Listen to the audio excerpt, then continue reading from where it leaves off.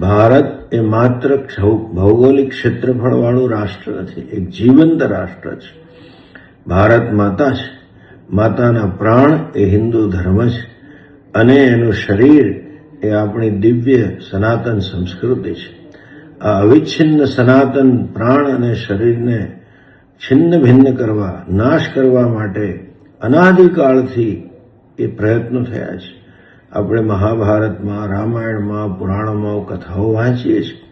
તેમ છતાં પણ ભારત માતાએ એવા સંતાનોને જન્મ આપ્યા છે કે જે છિન્ન ભિન્ન થયેલા આપણા સંસ્કૃતિના સીમાચિહ્નો, જેને વ્રણ પામેલા પ્રાણને પુનઃ બેઠા કરવા, સ્વસ્થ કરવા માટે નિરંતર પ્રયત્નશીલ રહ્યા અને કાળક્રમે એવા વિરલ સંતાનોને જન્મ આપ્યો કે જેમણે પ્રાણ અને શરીરને પુનઃ સુસ્વાસ્થ્યભર્યું અને સબળ બનાવી દીધું.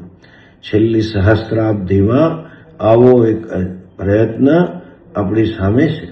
સોમનાથ મંદિર ઉપર થયેલા આક્રમણો, ગજનીએ સંસ્કૃતિ અને ધર્મનો નાશ કરવા માટે અનેક આક્રમણો કરીને લૂંટ્યું.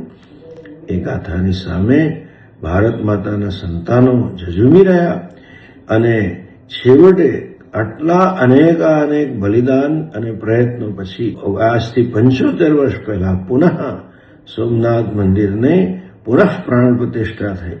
આદરણીય સરદાર વલ્લભભાઈના નેતૃત્વમાં એ આખો પ્રકલ્પ શરૂ થયો અને ફરી સોમનાથ આપણી સામે એની દિવ્યતા સાથે ઊભું છે. ખૂબ આનંદની વાત છે કે આદરણીય શ્રી નરેન્દ્રભાઈના શાસનમાં સોમનાથ મહાદેવની પુનઃ એની કીર્તિ વિકસાવવા માટે, પુનઃ એનો મહિમા સ્થાપિત કરવા માટે અનેક પ્રયત્નો થઈ રહ્યા છે અને હજુ ચાલુ છે.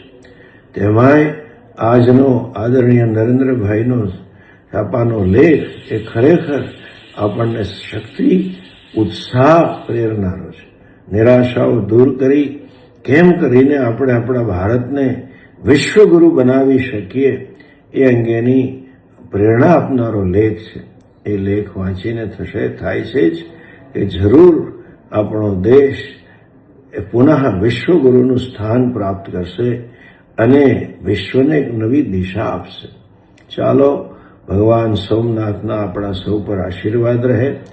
ગૌરવ ઉત્સવ વખતે આપણે સૌ સંકલ્પબદ્ધ થઈએ, ભગવાન આપણને એવી શક્તિ આપે કે આપણો દેશ વિશ્વગુરુ બને. ઓમ નમઃ શિવાય.